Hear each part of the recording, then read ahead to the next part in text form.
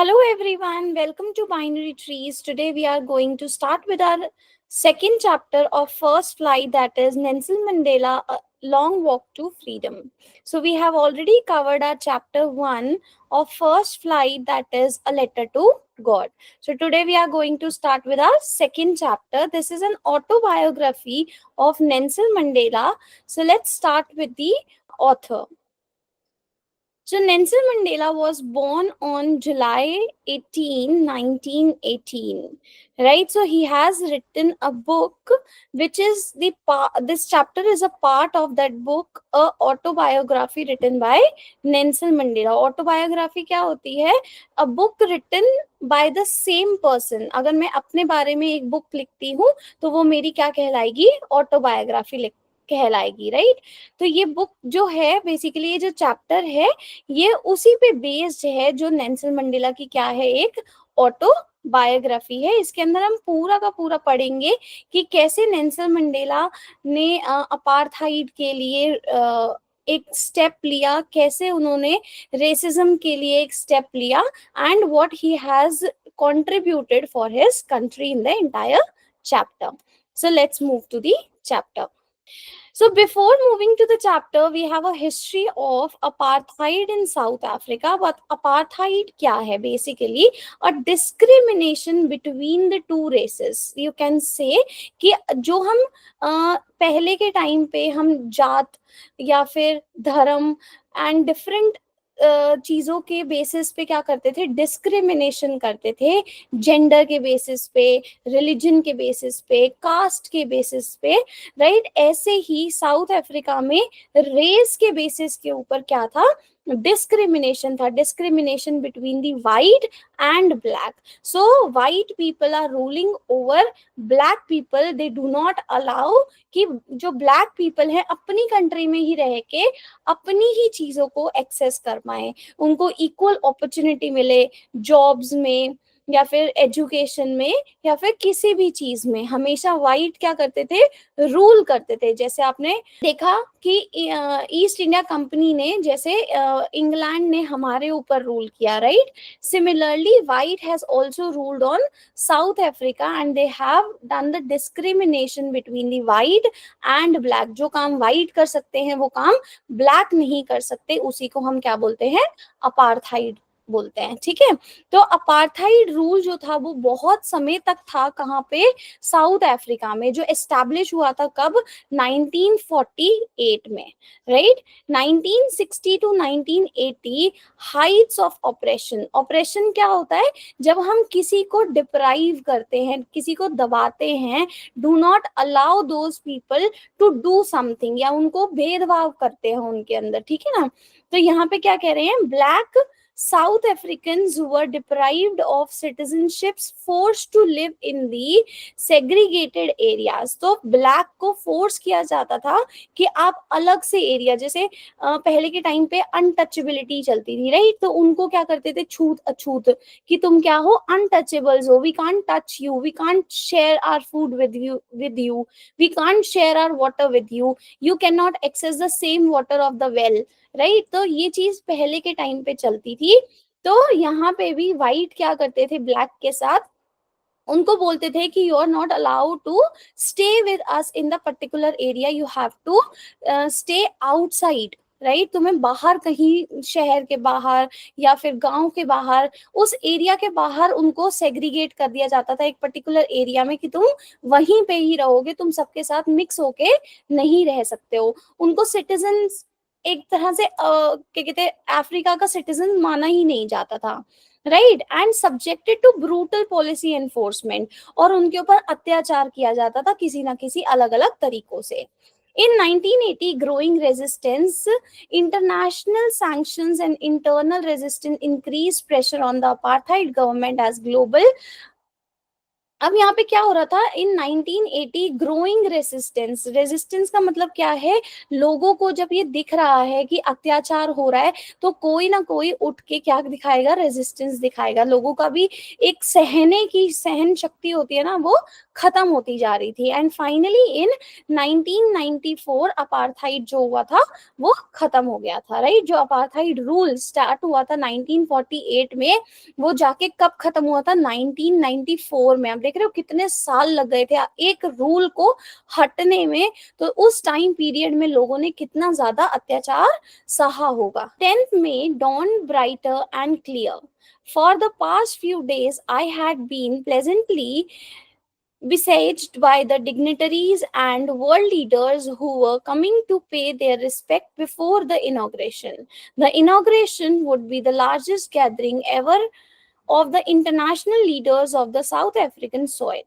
The ceremonies took place in the lovely sandstone amphitheater formed by the Union Building in the Pretoria. For the decades, this had been the seat of the white supremacy, and now it was the site of a rainbow gathering of different colors and nation for the installation of the South African's first democratic non-racial government. अब यहाँ पे कब था, 10th मई की beginning थी। Don का मतलब यहाँ पे क्या है, बिगिनिंग, ब्राइट एंड क्लियर। तो 10th मई की बिगिनिंग ऑफ द डे था, जो कि क्या था, बहुत ज्यादा ब्राइट था एंड बहुत ज्यादा क्लियर था। और किसके लिए, ये कौन बोल रहा है, नेल्सन मंडेला बोल रहे हैं। उनकी ऑटोबायोग्राफी है ना, तो उनकी ही कही हुई ये कहानी है, ठीक है। तो for the past few days I had been pleasantly, अब वो क्या बोल रहे हैं कि बहुत कुछ दिनों से वो बहुत ज्यादा अच्छा महसूस कर रहे थे, क्योंकि उनको क्या मिलने वाली थी, respect in an inauguration. Inauguration क्या होता है, एक सेरेमनी होती है इनॉग्रेशन, ठीक है। तो इनॉग्रेशन में उनको क्या मिलने वाली थी, एक बहुत ज्यादा सम्मानता मिलने वाली थी। और ये इनॉग्रेशन किस चीज का था, अभी आपको पता लगेगा आगे चैप्टर में।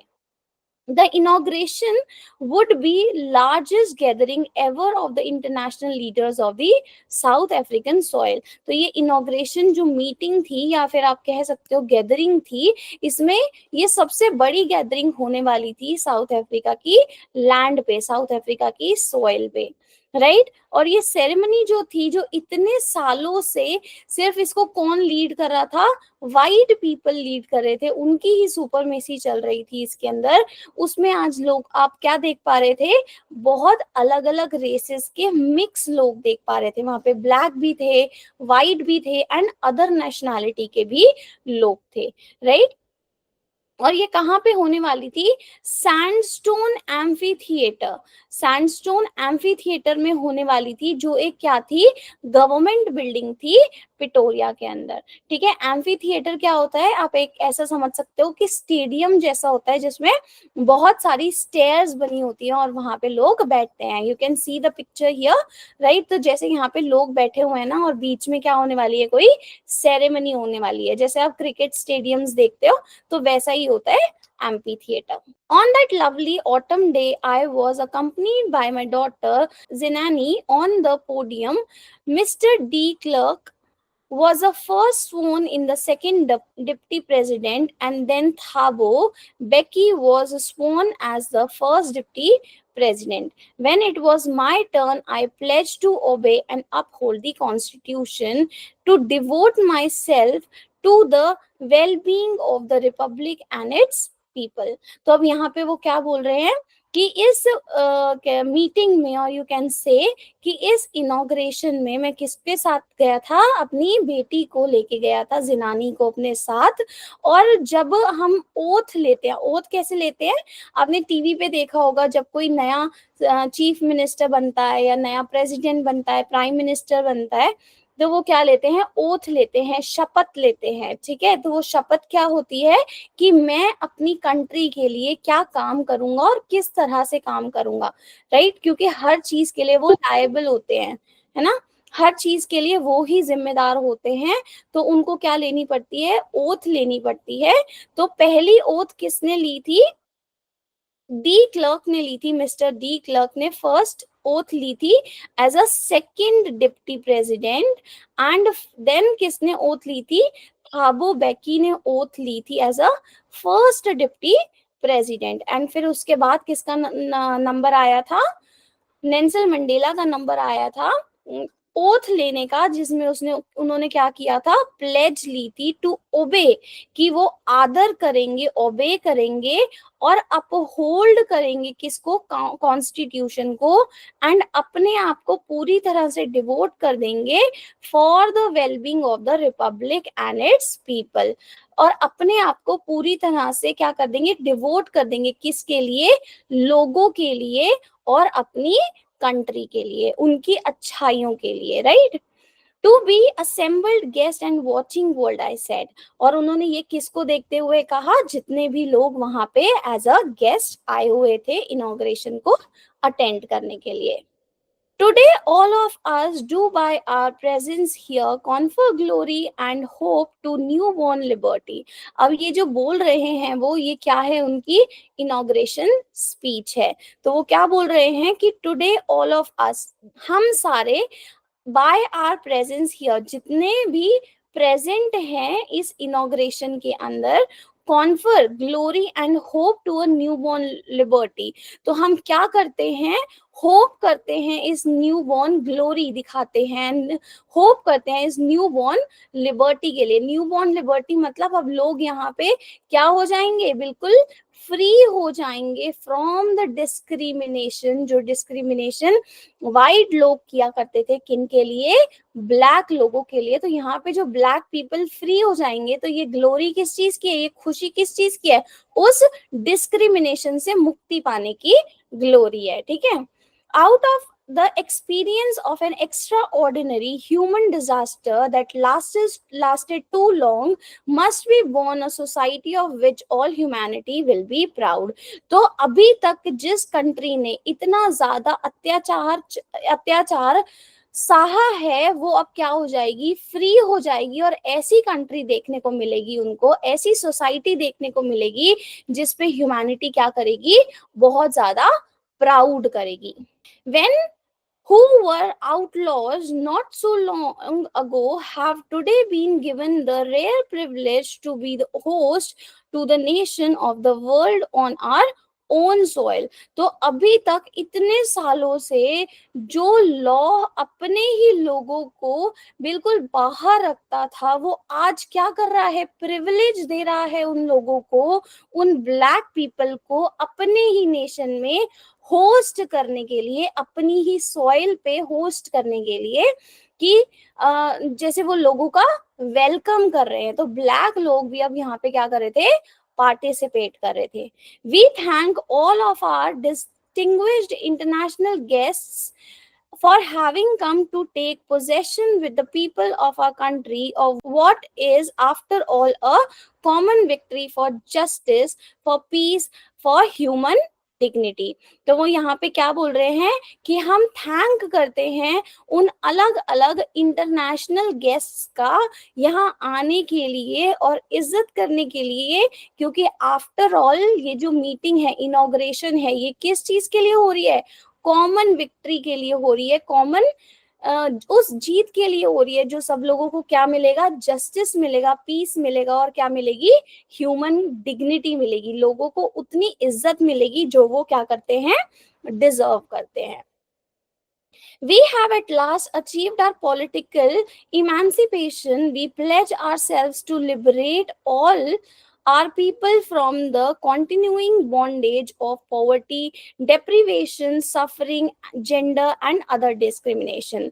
तो यहाँ पे जो वो ओथ ले रहे हैं, तो वो क्या करते हैं कि we pledge ourselves, कि हम प्लेज करते हैं कि हम अपने आप को क्या कर देंगे, लिबरेट कर देंगे, फ्री कर देंगे उन सारी बॉन्डेज से जो आज तक बंधश, उनको क्या मिली थी, बंधश मिली थी, ठीक है ना, वो जो बॉन्डेज में थे, राइट, उससे वो क्या हो जाएंगे, सब फ्री हो जाएंगे और उनको क्या मिलेगी, किस चीज से फ्री हो जाएंगे, वही पॉवर्टी से, गरीबी से, डेप्रीविएशन से, जो वो बंध के या दब के रहते थे, उन सब सफरिंग से, जो पीड़ा उनको मिलती थी वो काम ना करने से, जो उनके ऊपर फोर्सफुली उनसे कराया जाता था, एंड जेंडर डिस्क्रिमिनेशन से या फिर और कोई टाइप का भी डिस्क्रिमिनेशन था, तो उस सब से अब वो क्या मिल जाएगा, उनको फ्रीडम मिल जाएगी. Never, never, and never again shall it be that this beautiful land will again experience the oppression of one by another. तो अब कभी भी नहीं इस कंट्री में, इस लैंड पे किसी को भी दोबारा से वो चीज देखने मिलेगी. The sun shall never set on so glorious a human achievement. Let freedom reign. God bless Africa. तो अब वो क्या बोल रहे हैं नेल्सन मंडेला अपनी एंड ऑफ द स्पीच में, कि इतना ज्यादा ग्लोरियस सन आज तक ह्यूमन अचीवमेंट में उन्होंने नहीं देखा है. क्योंकि क्यों है उनके लिए glorious, because this was the day of the achievement, जब उनको हर चीज से क्या मिल रही है, फ्रीडम मिल रही है, राइट. इसलिए वो क्या बोलते हैं कि ऐसा दिन हमें हमेशा देखने को मिले, हमेशा ऐसा ही हमारा दिन रहे, और भगवान क्या करे, ब्लेस करे किसको, अफ्रीका को. A few moments later, we all lifted our eyes in awe as a spectacular array of South Africa's jet helicopters and troop carriers roared in perfect formation over the Union buildings. It was not only a display of the pinpoint precisions and military force, but a demonstration of the military's loyalty to democracy, to a new government that had been freely and fairly elected. तो वो यहाँ पे क्या बोल रहे हैं, कुछ समय बाद जब हम सब लोग आसमान में देख रहे थे, तो south African jets, helicopters and troops, जैसे आप इंडिया में देखते हो ना, 15 अगस्त को और 26 जनवरी को बहुत सारे हेलीकॉप्टर्स, जेट्स जो होते हैं वो अलग अलग चीजें करते हैं just to give a respect to our country. ऐसे ही वहां पे भी वो क्या कर रहे थे, एक रिस्पेक्ट शो कर रहे थे, किसके लिए, अपनी कंट्री के लिए. कौन, मिलिट्री के फोर्सेस जो थी. But a demonstration of a military's loyalty to a democracy. तो ये मिलिट्री की क्या थी, लॉयलिटी थी towards the democracy, to a new government, एक न्यू गवर्नमेंट को, जो क्या थी, कैसी गवर्नमेंट थी, free and fair elected government थी, जिसकी free, what is the meaning of free and fair. Free and fair means जो जिसने अपना रिप्रेजेंटेटिव बिल्कुल खुद से चुना हो, राइट. उसमें कोई भी डिस्क्रिमिनेशन ना हो, उनके लोगों ने खुद से अपना रिप्रेजेंटेटिव चुना है, बिना किसी भेद और भाव के. Only moment before the highest general of the South African Defence Force and Police, their chest bedecked with the ribbons and the medals from day gone by, saluted me and pledged their loyalty. I was not unmindful of the fact that not so many years before they would not have saluted but arrested me. तो वो क्या सोच रहे थे कि बिल्कुल जब इतना सब कुछ हुआ, पूरी की पूरी प्लेज हुई, फिर बहुत सारे जेट्स ने, हेलीकॉप्टर्स ने, ट्रूप्स ने क्या दिखाई, रिस्पेक्ट दिखाई टुवर्ड्स दी गवर्नमेंट, जो क्या बन गई थी, एक फ्री एंड फेयर और एक लिबरल गवर्नमेंट बन गई थी अब. ठीक है, जो किसके लिए काम करेगी, अपने लोगों के लिए, अपने नेशन के लिए काम करेगी. Only moment before, the highest general of the South Africa Defence Force and Police, their chests backed with the ribbons and medals from days gone by, saluted me and pledged their loyalty. I was not unmindful of the fact that not so many years before they would not have saluted but arrested me. तो यहाँ पे वो क्या कह रहे हैं कि जो बेसिकली हाईएस्ट डिफेंस ऑफिसर थे, जिनको रिस्पेक्ट, बहुत सारे अचीवमेंट्स किए हुए थे उन्होंने, तो उसका क्या लगा हुआ था, यहाँ पे बहुत सारे बैच लगे हुए थे एंड बहुत सारे रिबन्स लगे हुए थे. उन्होंने क्या किया था, उनकी प्लेज को अपनी लॉयलिटी दिखाई थी और सैल्यूट किया था. इस बारे में बिल्कुल भी जो नेल्सन मंडेला थे वो अवेयर नहीं थे कि कुछ साल पहले उन्होंने उनको सैल्यूट ना करके उन्होंने उनको क्या किया, अरेस्ट किया, राइट। अब यस, यहाँ पे उनको क्या किया था, उनको अरेस्ट किया था, जिसके बारे में हम आगे पढ़ेंगे। Just be with the story. Finally, a chevron of Impala jets left a smoke trail of the black, red, green, blue and gold of a new South African flag. तो इतने में ही जो जेट्स थे वो ऊपर आसमान में क्या कर रहे थे, स्मोक छोड़ रहे थे अलग अलग कलर्स के। ठीक है, स्मोक का ट्रेल, जैसे जेट्स जो होते हैं जब वो जाते हैं तो पीछे से क्या छोड़ के जाते हैं, एक ट्रेल छोड़ के जाते हैं ना, एक मार्क सा छोड़ के जाते हैं स्मोक का, उसको हम क्या बोलते हैं, ट्रेल बोलते हैं। एंड वो कौन से कलर की छोड़ रहे थे, black, red, green, blue and gold colour की छोड़ रहे थे, जो कि क्या था, न्यू साउथ अफ्रीका के फ्लैग के कलर्स थे। The day was symbolized for me by the playing of our two national anthems and the vision of white singing Koski Sikil I Africa and black singing Thy Stem, the old anthem of the Republic. तो यहाँ पे क्या हो रहा था कि उनको एक विजन ऐसा दिखाई दे रहा था कि जहाँ पे दोनों रेस के लोग क्या कर रहे थे, एक दूसरे के नेशनल एंथम्स गा रहे थे। जो वाइट पीपल थे वो नया वाला नेशनल एंथम गा रहे थे, और जो ब्लैक पीपल थे वो पुराना वाला ही नेशनल एंथम गा रहे थे। Although the day neither group knew the lyrics of the anthem they once despised, they would soon know the world by the heart. अभी जिनको पूरा नेशनल एंथम याद भी नहीं था, चाहे वो ब्लैक हो चाहे वो वाइट लोग हों, लेकिन कुछ ही टाइम में इनको जो नेशनल एंथम है वो बाय हार्ट हो जाएगा। On the day of the inauguration, I was overwhelmed with the sense of history. In the first decade of the 12th century, a few years after the bitter Anglo-Boer War, and before my own birth, the white-skinned people of the South Africa patched up their differences and erected a system of racial domination against the dark skinned people of their own land। तो वो क्या बोल रहे थे कि आज का जो इनॉग्रेशन का दिन है वो उनके लिए बहुत ज्यादा ओवरवेलमिंग है, क्योंकि अगर वो हिस्ट्री में देखें, जब वो पैदा भी नहीं हुए थे तब से लेके अब तक क्या था, जो ब्लैक थे वो हमेशा से डिप्राइव्ड थे, किसके, वाइट लोगों के। वाइट स्किन वाले जो लोग थे या वाइट पीपल जो थे वो क्या करते थे, हमेशा ब्लैक के लिए डिस्क्रिमिनेशन करते थे, हमेशा उनको कैसे रखते थे, डिप्राइव्ड रखते थे। जो चीज नेल्सन मंडेला ने अपने बर्थ से पहले भी और अपने बर्थ के बाद देखी थी, वो चीज आज जो थी वो खत्म हो रही थी, इसलिए वो क्या थे, बहुत ज्यादा ओवरवेल्म थे, बहुत ज्यादा खुश थे। जो खुशी से भी ज्यादा वाली खुशी होती है ना, उसको हम बोलते हैं overwhelming. The structure they created formed the basis of one of the harshest, most inhuman societies the world has ever known.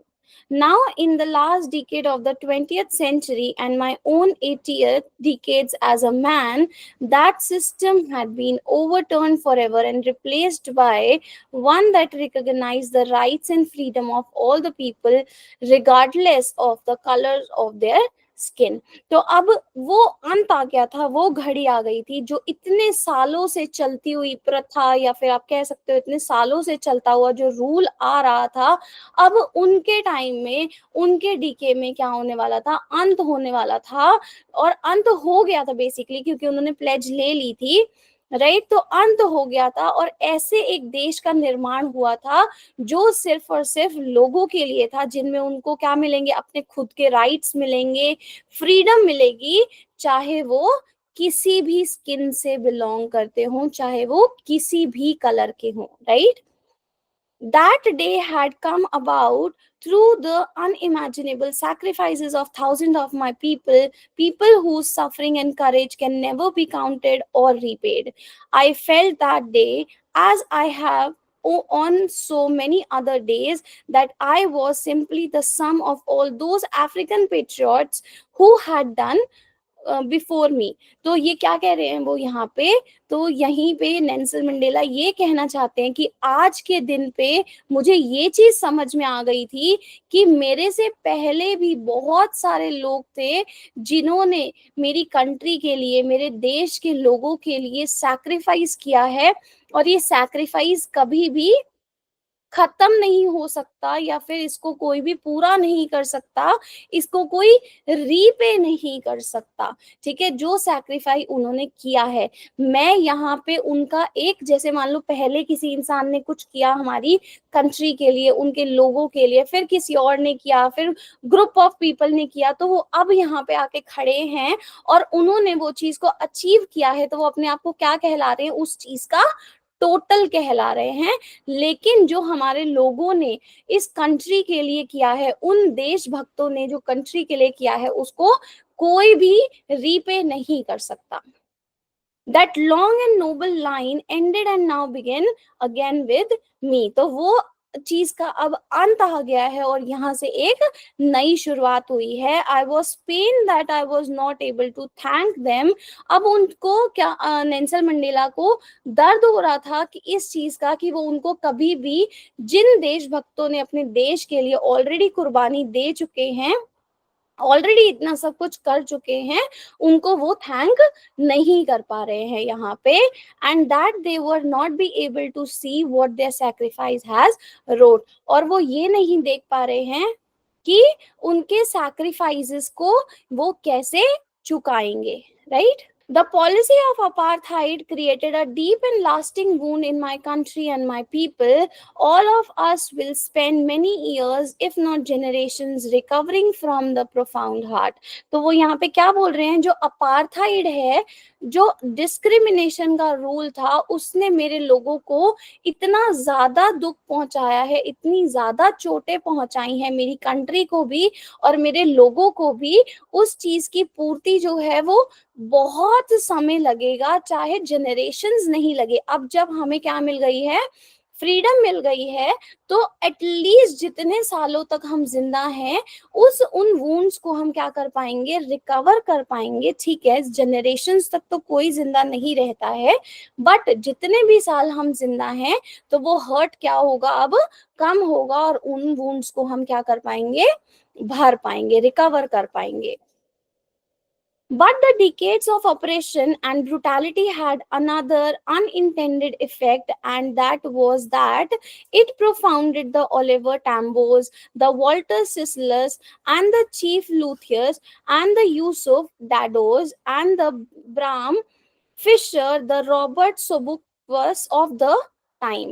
तो अब ये जो बहुत सारे नाम यहाँ पे आपने देखे, ये नाम क्या है सारे, ये उन पेट्रियट्स लोगों के नाम हैं जिन्होंने सैक्रिफाइस करी है अपनी लाइफ, अपनी कंट्री के लिए।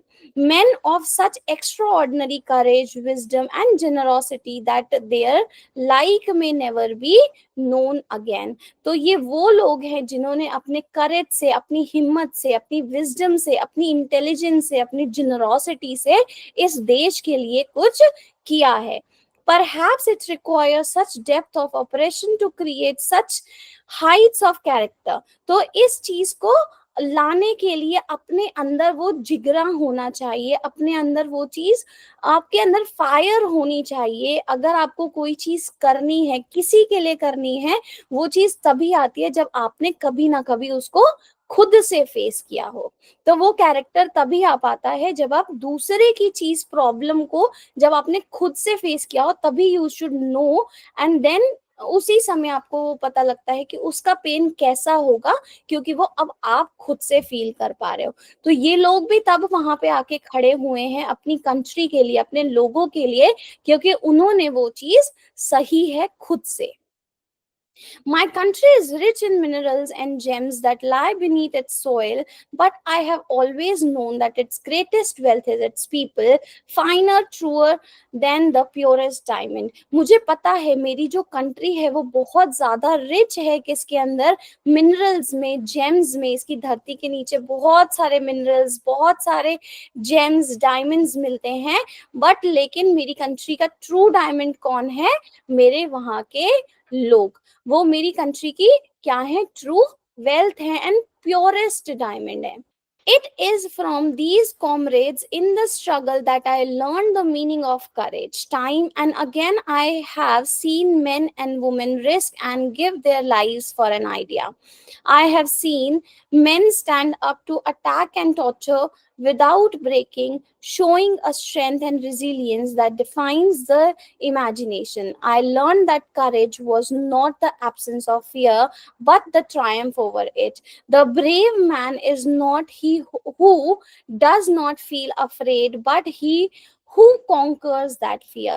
तो यहाँ पे वो क्या बोल रहे हैं कि इस पूरी घटना से मुझे समझ में आया है कि एक करेज इंसान क्या होता है, या करेज का ट्रू मीनिंग क्या होता है। एक इंसान करेज तभी दिखाता है, ऐसे नहीं दिखाता कि वो डर के अपने डर रहा है बट अपना डर नहीं दिखा रहा है। एक इंसान तभी करेज दिखा पाता है कि ठीक है, डर लग रहा है but I will overcome this. उस डर के ऊपर जब आप जीत प्राप्त कर लेते हो, जब जीत आप ले लेते हो, तो वो क्या कहलाता है, एक ट्रू करेज दिखाता है। No one is born hating another person because of the color of his skin or his background or his religion. People must learn to hate, and if they can learn to hate, they can love, they can be taught to love. तो वो यहीं पे क्या कहना चाहते हैं Nelson Mandela, कि कोई भी पैदा नहीं होता है इस चीज से कि हमें ऑलरेडी किसी से हेट करना आता है। जब हम पैदा होते हैं तब तो हमें पता नहीं होता है ना कि हमें उससे क्या करना है, हेट करना है या उसको पसंद करना है, उसको डिसलाइक करना है, उसको लाइक करना है। ये चीज हमें ऑलरेडी बाय बर्थ नहीं पता होती है। अगर हम हेट करना किसी से सीख सकते हैं, तो हम किसी से प्यार करना भी सीख सकते हैं। For loves come more naturally to the human heart than its opposite। जो प्यार है वो ह्यूमन हार्ट के पास नेचुरली होता है, और हेट करना जो है वो सिखाया जाता है। तो प्यार तो हमारे अंदर ऑलरेडी होता ही है ना, तो why to go with that feeling जो बहुत ज्यादा फोर्सफुली आपको सिखाई जाए, right. Even in the grimmest times in prison, when my comrades and I were pushed to our limits, I would see a glimmer of humanity in one of the guards. Perhaps just for a second, but it was enough to reassure me and keep me going. Man's goodness is a flame that can be hidden but never be extinguished। तो जब वो jail में थे, वो यही चीज बता रहे हैं कि जब मैं जेल में था तब इतना ज्यादा टॉर्चर और इतना ज्यादा फोर्सफुल काम करवाने के बावजूद भी एक गार्ड वहां पे था जो क्या दिखाता था, बहुत ज्यादा ह्यूमैनिटी दिखाता था, लेकिन कुछ सेकंड्स के लिए ही, कुछ क्षणों के लिए ही, लेकिन वो कुछ सेकंड्स ही बहुत होते थे एक फायर को और एक जज्बे को वहीं पे रखने के लिए कि नहीं, मुझे लगे रहना है, अपनी कंट्री के लिए कुछ करना है। I do not want to stop here, and मुझे यहीं पे रुकना नहीं है, राइट, और मुझे लगे रहना है। In life, every man has twin obligations to his family, to his parents, to his wife and children, and he has an obligation to his people, his community, his country. In a civil and human society, each man is able to fulfill those obligations according to his own inclination and abilities। तो इंसान की life में क्या होते हैं, दो obligations होते हैं, और आप कह सकते हो दो रिस्पॉन्सिबिलिटी होती हैं, एक towards his family and towards his nation, right. तो और वो दोनों को इक्वली चलाता है या इक्वली फुलफिल करता है according to its abilities. But in a country like South Africa, it was almost impossible for a man of my birth and color to fulfill both of these obligations। लेकिन मेरी south Africa country में अगर कोई इंसान मेरे रंग के साथ पैदा होता है, मींस ब्लैक पैदा होता है, तो उसको क्या है, मतलब वो दोनों ऑब्लिगेशंस को साइमल्टेनियसली नहीं चला सकता है। क्यों नहीं चला सकता है? बिकॉज उसके ऊपर फोर्सफुली रूल किया जाता है बाय वाइट पीपल कि आप या तो अपनी फैमिली को सर्व कर लो या फिर कंट्री के लिए काम कर लो। In South Africa, a man of color who attempted to live as a human being was punished and isolated। लेकिन जो इंसान साउथ अफ्रीका में रह के ये दोनों काम करता है, उसको क्या करा जाता है, पनिश कर दिया जाता है या फिर आइसोलेट कर दिया जाता है। आइसोलेट करना मतलब बिल्कुल अलग से रख दिया जाता है कि अब आप खुद से इंडिपेंडेंटली जियो, you are not no longer be with your family और with your country. In South Africa, a man who tried to fulfill his duty to his people was inevitably ripped from his family and his home and was forced to live life apart, a twilight existence of secrecy and a rebellion. तो जो इंसान ये चीज करने की कोशिश करता है कि अपनी कंट्री को भी सर्व करे और अपनी फैमिलीज की ड्यूटीज को भी निभाए, उसको बिल्कुल अलग कर दिया जाता है एंड बिल्कुल मतलब फोर्सफुली अपनी फैमिली से सेपरेट कर दिया जाता है। I did not in the beginning choose to place my people above my family. But in attempting to serve my people, I found that I was pretended from fulfilling my obligations as a son, a brother, a father, and a husband. तो जब उन्होंने start किया था तब उनकी family उनकी priority थी, लेकिन जब वो इस चीज के लिए काम कर रहे थे, अपने देश के लिए, अपने लोगों के लिए, तब उन्होंने क्या देखा कि मैं अब अपने देश के लिए इतना ज्यादा सर्व कर रहा हूं कि मैं अपने घर के या फिर as a son, as a brother, as a father, as a husband वो काम पूरे नहीं कर पा रहा हूँ। I was born free, free in every way that I could know. तो मैं फ्री, बॉर्न ही फ्री हुआ था, जैसे सारे लोग पैदा होते हैं वैसे ही पैदा हुआ था, फ्री उस चीज के लिए जो हर कोई इंसान करता है, भागने के लिए, जो हमारे घर के आसपास जगह थी, या फिर फ्री वाटर में, क्लियर स्ट्रीम में, रिवर में, जो विलेज में थी उसमें फ्रीली स्विम करने के लिए, free to roast meals under the stars and ride the broad back of slow moving bulls। और मैं हर वो काम करने के लिए फ्री ही पैदा हुआ था। As long as I obeyed my father and abided by the customs of my tribe, I was not troubled by the law of the man of the God.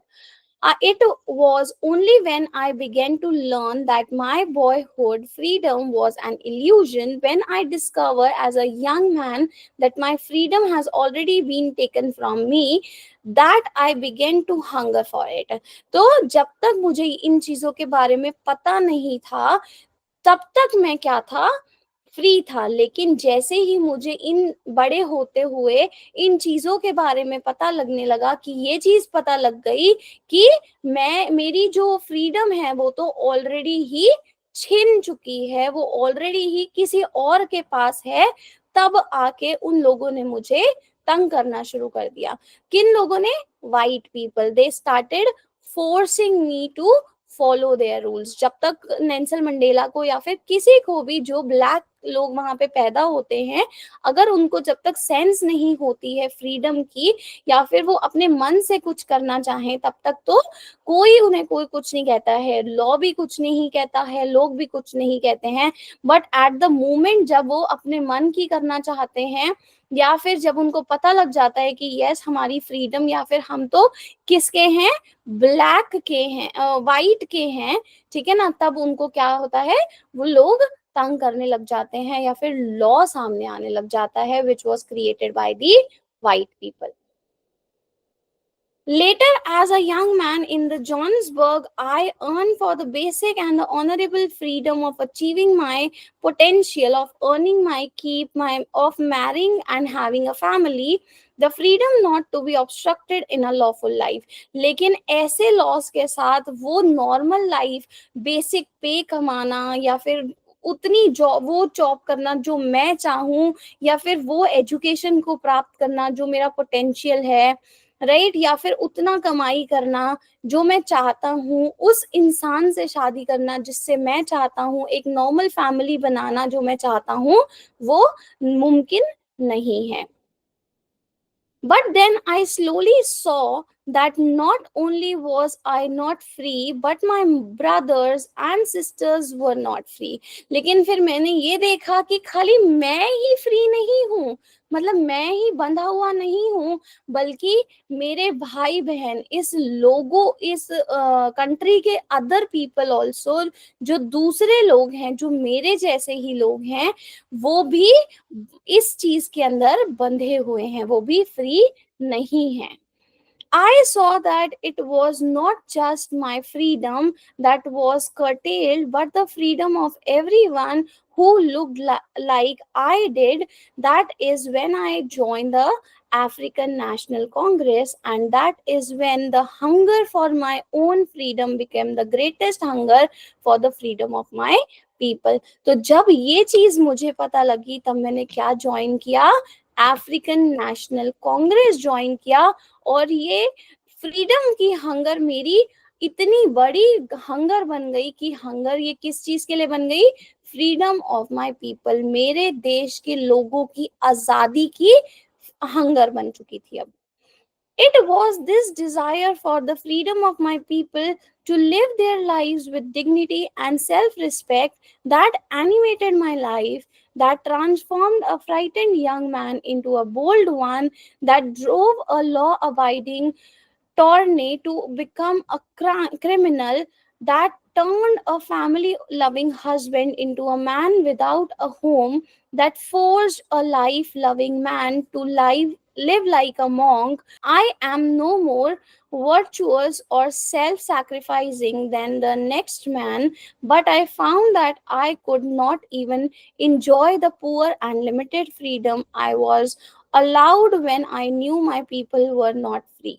तो यहाँ पे वो क्या कह रहे हैं, जब मैंने ये चीज करी, जब मैंने अफ्रीकन नेशनल कांग्रेस को ज्वाइन किया, तब मैं जो था वो अब मैं नहीं रहा था। क्यों? क्योंकि जो एक डरता हुआ इंसान था वो एक बोल्ड इंसान बन गया था, अब अपने देश के लिए बन गया था। जो एक शिद्दत वाला, एक रूल को फॉलो करने वाला इंसान था वो एक क्रिमिनल बन चुका था। और जो इंसान फैमिली लविंग हस्बैंड था वो एक मैन बन चुका था जो बिना घर के भी रह सकता था। और जो इंसान फोर्स्ड लाइफ लविंग इंसान था जो अपनी जिंदगी से प्यार करता था, वो अब एक ऐसा इंसान बन चुका था जो एक मॉन्क की लाइफ भी जी सकता था। तो उनकी लाइफ कैसी बन गई थी, बिल्कुल वर्चुअस और सेल्फ सेक्रीफाइसिंग लाइफ बन गई थी। और किसके लिए? सिर्फ और सिर्फ अपने लोगों के लिए, अपने देश के लिए। ठीक है, वो अपनी पूरी लाइफ उनके लिए सैक्रिफाइस कर सकते थे just to get the freedom of their people. Freedom is indivisibly the chain on any one of my people, where the chains on all of them, the chains on all of my people were the chains on me. तो जो बंदिशें मेरे लोगों पे हैं वही बंदिशें किस पे हैं, मेरे पे हैं। मुझे वही बंदिशें उनसे हटानी है। I knew that the oppressor must be liberated just as surely as the oppressed.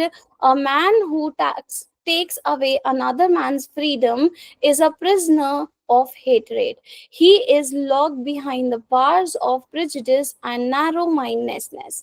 I am not truly free if I am taking away someone else's freedom, just as surely as I am not free when my freedom is taken from me. The oppressed and the oppressor alike are robbed of their humanity. तो वो यहाँ पे क्या बोल रहे हैं, चाहे वो ऑप्रेस्ड बंदा हो चाहे वो ऑप्रेसर हो, मींस जो दबा हुआ है, जिसको हमने दबा रखा है वो ऑप्रेस्ड है, और जो दबाने वाला है बेसिकली जो वाइट है वो ऑप्रेसर है। तो यहाँ पे चाहे हम ऑप्रेस्ड की बात करें चाहे ऑप्रेसर की बात करें, तो वो दोनों ही बंदिश होते हैं। जो ऑप्रेसर है वो बहुत ज्यादा नैरो माइंडेड है, बहुत ज्यादा कैसा है, प्रेजुडिस इंसान है, जिसने दूसरे की फ्रीडम को क्या कर दिया है, बिल्कुल बांध के रख दिया है। तो I am not free when my freedom is taken from me. मैं बिल्कुल भी फ्री नहीं हूं जब मेरी फ्रीडम मुझसे ले ली गई है। फ्रीडम दोनों की ली गई है एज अ ह्यूमैनिटी, क्योंकि एक ऑपरेसर ये काम करके अपनी ह्यूमैनिटी खो रहा है, और जिसके ऊपर अत्याचार हो रहा है वो तो अपनी ह्यूमैनिटी बिल्कुल खो ही रहा है। So here let's see the Nelson Mandela's journey to freedom. Earlier he was an activist. He joined National Congress in 1944 and dedicated his life to fighting the apartheid, right? Then उनको क्या हो गई थी, jail हो गई थी, imprisonment हो गई थी इन 1962, where he has spent the entire 30 years till 1990, sentenced to life imprisonment for sabotage and conspiracy to overthrow the government. Basically उनको ये बोला गया था कि आपने गवर्नमेंट के खिलाफ स्टेप उठाया है, इसलिए आपको किस में डाल रहे हैं, जेल में डाल रहे हैं. But he released in February 11, 1990, released after 27 years of imprisonment following international pressure. And then जो negotiation हुआ था 1990 to 1994 में, lead negotiation to end apartheid and establish a democracy. तो क्या हुआ था यहाँ पे कि एंड हो गया था जब वो रिलीज हुए थे, कौन, नेल्सन मंडेला. तो नेल्सन मंडेला के रिलीज के बाद from jail, then he has again led for the apartheid, की अपार्थाइड खत्म हो जाए. तो वहां पे उनको जीत मिली थी एंड में, एंड उन्होंने क्या बनाया था, एक डेमोक्रेटिक गवर्नमेंट बनाई थी, ऐसी गवर्नमेंट जो उनके लोगों से चलेगी. Here is a message of hope from Mandela. If hatred can be learned, then love and acceptance can also be taught. जैसा हमने चैप्टर में पढ़ा कि अगर हम किसी इंसान को हेट करना, नफरत करना सिखा सकते हैं, तो बहुत इजीली किसी भी इंसान को हम प्यार करना एंड एक्सेप्टेंस भी सिखा सकते हैं. पॉजिटिव चीजें तो जल्दी सीखी जाती हैं, राइट, है ना. Suggesting positive potential for the change.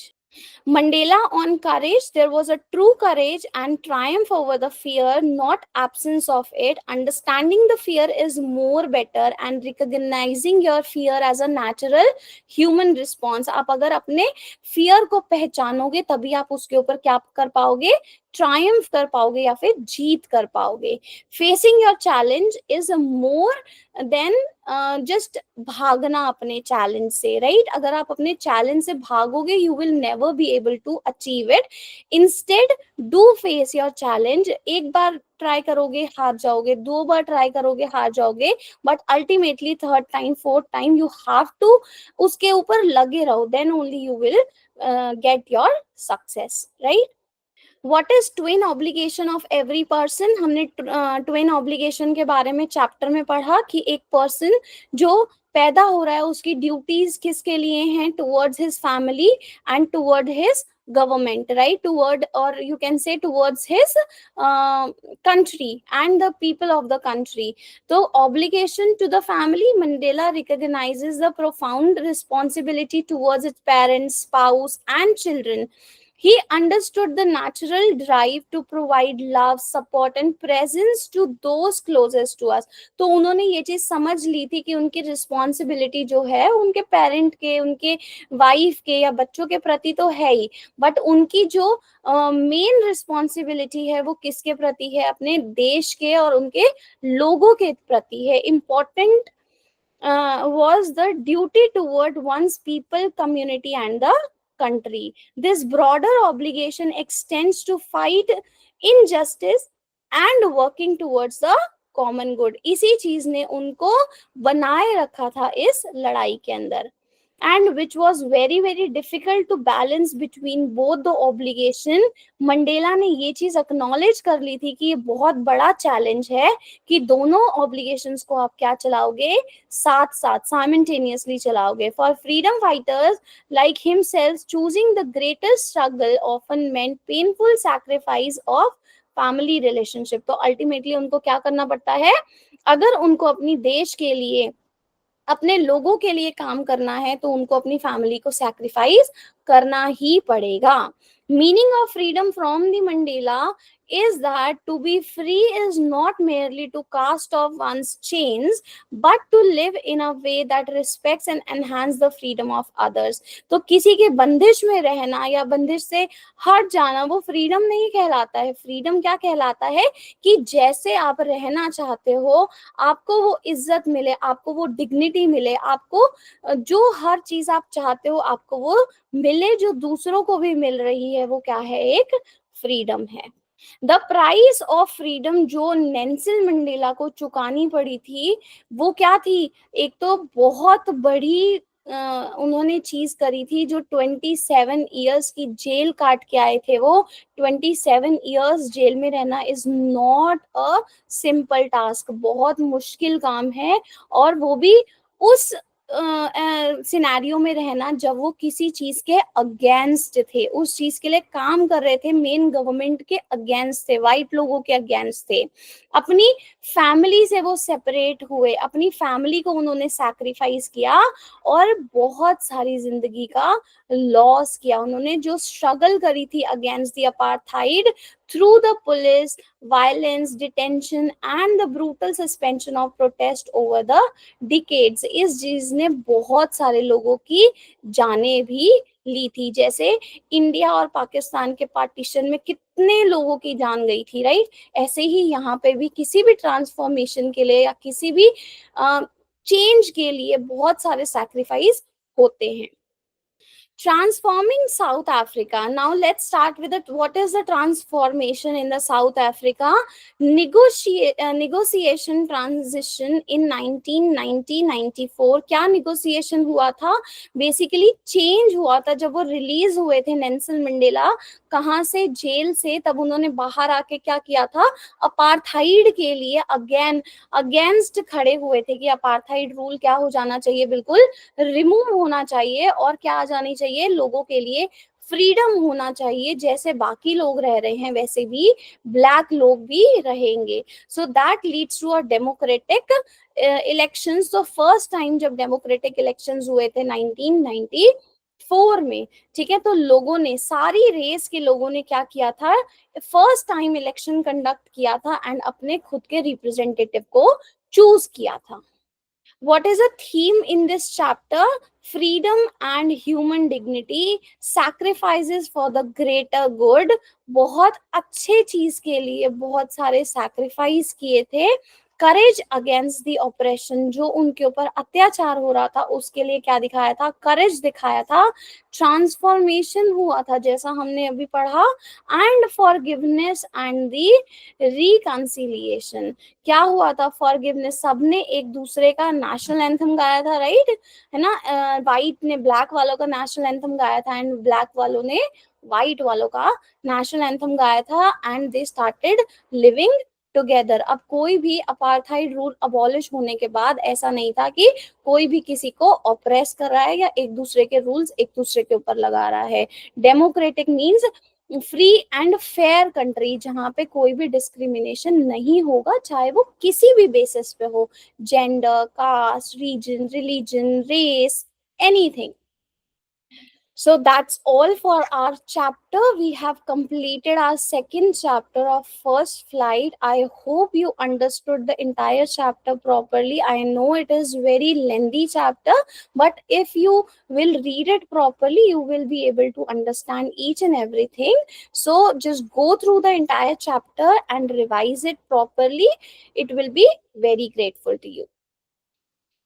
Thank you so much. For more such content, please like and share Binary Trees channel, and we will see you in the next video. Bye bye.